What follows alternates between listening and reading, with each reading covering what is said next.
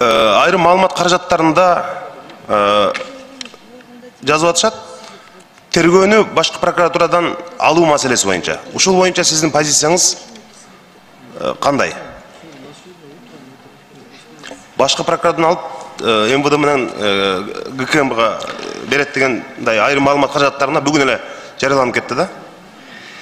Бул боюнча сиз угупсуз, башкы прокуратурадан тергөөнү алып эки укук коргоо органына бөлүп берүү же өзүнчө тергөө департамент түзүү боюнча сунуштар иштер жүрүп атат. Ал боюнча өлкө башчысы кандай чечим кабыл алса, биз реформага муктажбыз. Ошол боюнча ойду айтып анан аракеттенсек болот да. Бүгүн иш аракеттер. Ошондуктан ачык эчтеке жарыяланбагандыктан мен сизге так маалыматты бере албайм да. Рахмат.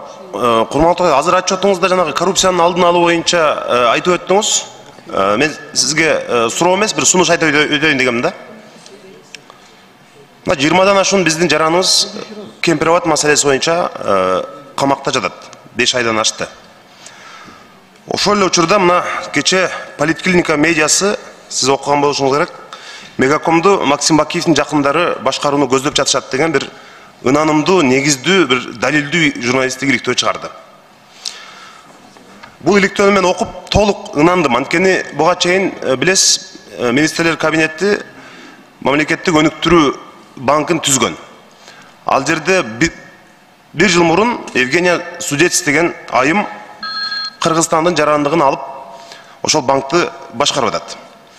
Эми мына жогорку кеңеште мыйзам өтпөй калды, бирок жана менчиктештирүү саясатынын алкагында биздин Мегакомду дагы мына ошол Судец, Алексей Ширшов бүт баары биригип алып, ушундай бир коррупциялык схема иштеп жатышат. Сиз, менимче, ушул маселенин алдын алганга күчүңүз жетет. Булар ошол өнүктүрүү банкына Мегакомду алып, өзүздөн эле ошол жерге дагы акчаны салып, иши кылып, бүт мына журналисттик иликтөөдө так жазылган. Мегакомду дал ошол Максим Бакиевдин адамдары, мына Ширшов азыр кадимкидей башкарып атат. Өзүнүн азыркы Мегакомдун жетекчиси дагы мурда Ширшовдун колунда иштеген кадрлары. Мен мына чек ара кызматында бүт запростарды алдым. Алексей Ширшов кенен кесир Кыргызстан кирип жатат. Ригага, Стамбул, Москва, Казакстан бүт барча жакка биздин чек арадан кенен кесир өтүп, мындай ээн эркин жашап жүрөт.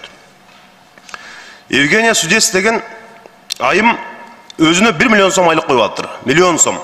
Мына сиздин бир прокурордун 3 жыл иштеп тапканын ал киши 1 айда алат экен. Же болбосо азыр ККМ орнотуп салык төккөлөдө дагы Дордодо иштеген 200 биздин соодагердин 1 айда төккөн салыгын Судец деген айым 1 айда алат экен. Мына өзүнө коюп алган каражатты. Бул адилетсиздик деп эсептейм. Мына ушул Мегакомдун тегерегиндеги маселени Максим Бакиевдин жанагы 200 миллион долларын камакта жаткан банкын таптым, Кыргызстанга кайтарсак болот экен деген ой менен келип, ошол 200 миллиондун эч нерсеси кайтарылды экенин иши кылып, сиз Алексей Ширшовдун кадамдарын ушундайда схемаларына бир башкы прокурор катары алдын албасаңыз, бул дагы мындай мындан ары дагы өнүгүп кетиши мүмкүн да. Бул сизге сунуш. Экинчиси, мына ошол Ширшовду айтып атам мен.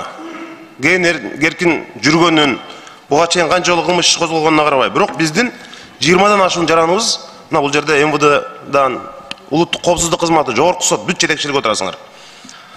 5 айдан бери эч кандай бир далил коюлуп, эме болду элек, мындай айып тагылды элек, бирок жатат да биздин жарандарыбыз. Канчасы ооруп атат. Мисалы, ошондой эле бир адилеттүүлүк үчүн карап, эркиндикке кой берүүнү карашыбыз керек эми. Эч бир далил болбосо, тынч жыйынга чогулса, бир мамлекетти, бийликти басып алышыбыз керек деп ал жерде ачык чакырык жасабаса болгонун наразылыгын айткан. Ал боюнча баш мыйзамда бар. Ар бир адам өзүнүн оюн мындай айта алат да, бирок аракеттер болгон жок да. Мончанчы күнү чогулуп келип, могул жерден басып алышыбыз керек деп. Асия Сасыкбаева 70-тен ашты, ак үйдү ачып берип койсоңуз деле кире албайт азыр берге. Мисалы, ошондой бир эмелерди, бир адилеттүүлүктү карап койсоңуздар деген өтүнүч. Рахмат чоң. Рахмат, Жанар Кубанычевич. Бул маселе боюнча сиз айткан иликтөөнү мен көрбөдүм, чынын айтсам, отчетко даярданып.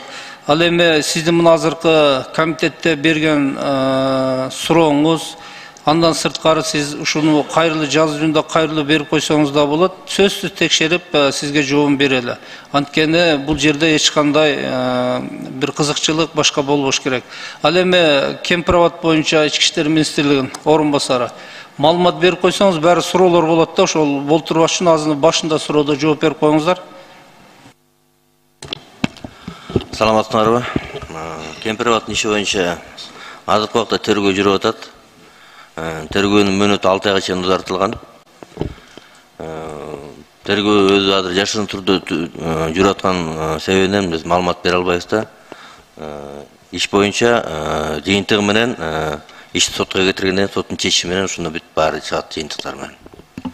Чоң рахмат. Ошо эмнеге жашыруун деп койдуңуздар аны? Иш жашыруун болгон үчүн жашыруунда эмне үчүн болгонун айта албайбыз. Жашыруун соттун чечими бар боюнча, сотко да кайрылышкан жашыруун боюнча, башка боюнча дагы да бүт жагын соттун чечимдери бар.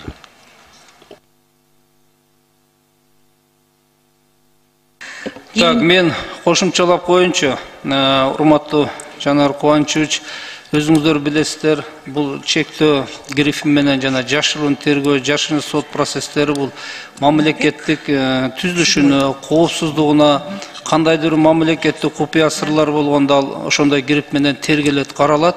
Ал эми Кемпир-Абад боюнча да өзүңүздөр билесиз, мына сиз атабадыңызбы Кемпир-Абад боюнча деп. Мен ушу жалпы кайрылат элем, урматтуу эл өкүлдөрү.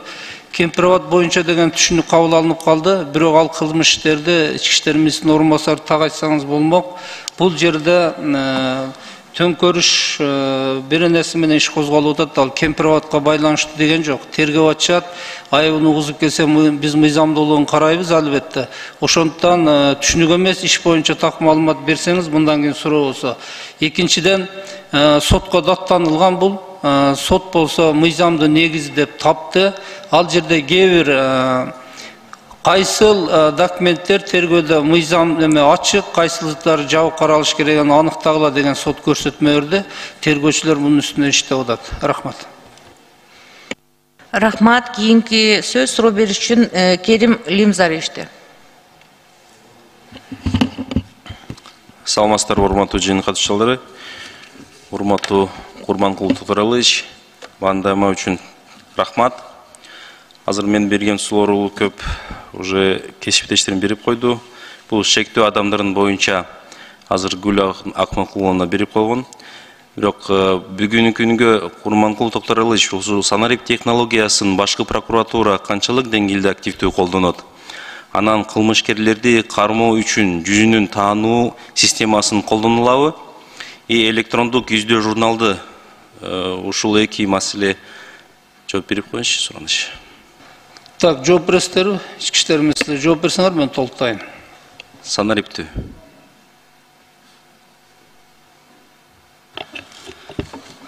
Санарип тергөө ишин санарип түрү боюнча азыр бириккен